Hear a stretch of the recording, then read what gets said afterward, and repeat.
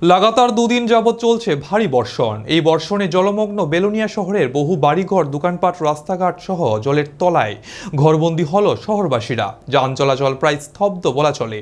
নাজেহাল হয়ে খুবই ফুঁসছে শহরবাসীরা। ত্রাণ শিবির খোলা হয়েছে প্রশাসনের পক্ষ থেকে। শত শত লোক আশ্রয় নিয়েছে বিভিন্ন ত্রাণ শিবিরে। রবিবার থেকে শুরু হয় ভারী বৃষ্টিপাত।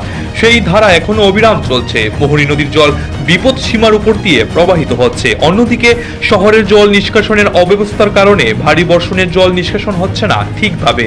জলের তলায় অর্ধেক শহরবাসী, ফলে নোংরা আবর্জনা জল ঢুকে গেছে বাড়িঘরে। বিভিন্ন রাস্তা সহ শহরবাসীর বাড়িঘরে জলে থই থই করছে।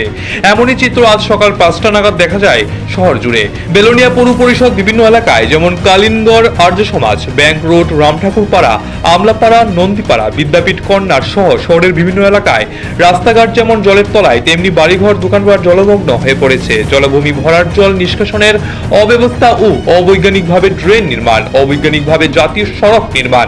পৌর পরিষদের ড্রেনগুলি পরিষ্কার পরিচ্ছন্নতার অভাবকে দায়ী করার পাশাপাশি বেলোনিয়া পৌর পরিষদের কর্তব্যের গাফিলতির ফলে আজ শহরবাসীর এই দুর্দশা। শহর এবং শহরতলির বহু মানুষ শরণার্থী হওয়ার আশঙ্কা। বিপর্যয় মোকাবিলা দপ্তর গত রাত থেকেই কাজ করে যাচ্ছেন। অবিরাম বৃষ্টিতে কাজের ব্যাঘাত ঘটছে। আজ সারাদিন যদি বৃষ্টি হয়, বেলোনিয়াবাসীর দুর্দশা আরো চরমে উঠবে বলে আশঙ্কা করা হচ্ছে এবং বহু মানুষকে নিতে হবে ত্রাণ শিবির আশ্রয়। অতিমাত্রায় বৃষ্টির ফলে জেলা বিপর্যয় মোকাবিলা দপ্তর জেলায় সমস্ত স্কুল এবং অঙ্গনওয়াড়ি কেন্দ্র ছুটি ঘোষণা করেছেন। আজকে বিলোনিয়া বিধানসভায় তথা শহরে 3 দিন যাবৎ অতি বৃষ্টি, মুষলধারে বৃষ্টি কাকে বলে, আমরা 40 বছর এই বৃষ্টি দেখি। তার কারণে বিলোনিয়া শহরের মূল ফটকে আমলাপাড়া, আশ্রমপাড়া, মাস্টারপাড়া, বর্ডারপাড়া, পশ্চিমপাড়া, নন্দীপাড়া, রামঠাকুরপাড়া হয়ে বিলোনিয়া শহরের বহু জায়গাতে, বহু বাড়িতে আজকে প্লাবিত।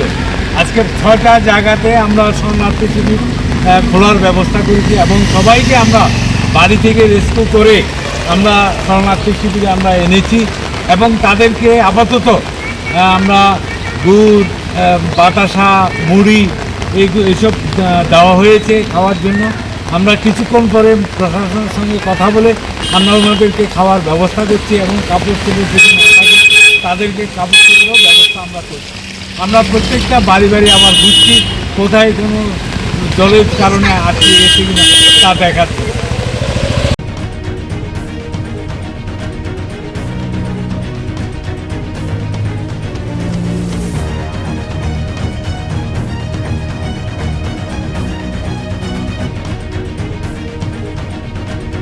বেলোনিয়া প্রতিনিধি রিপোর্ট, এশিয়ান টাইমস।